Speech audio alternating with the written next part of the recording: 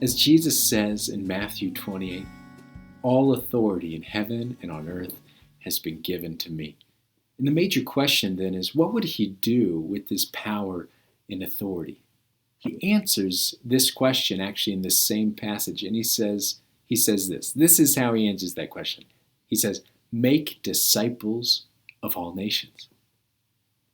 The way Jesus is extending his kingdom rule is in us, making disciples. Discipleship is the vehicle of Jesus' kingdom rule. Jesus, as the king of all things, really, he's the only one with the right to conquer the nations. But again, not by sword or through war, as is demonstrated in him entering Jerusalem on a donkey, as we talked about a couple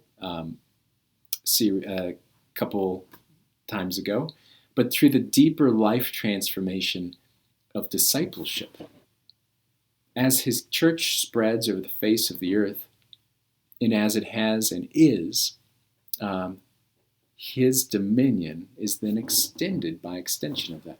But as I said in a sermon several weeks ago, discipleship is often neglected in church these days. It's easy for us, I think, to settle for events and programs. And again, those are helpful and those are a part of it.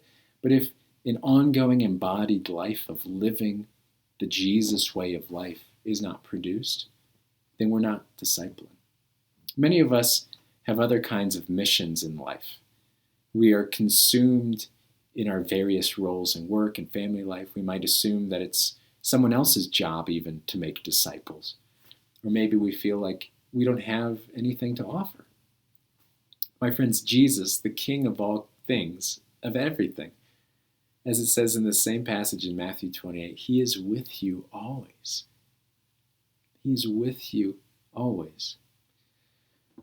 So a question for us today. What would it look like for you to disciple people right now?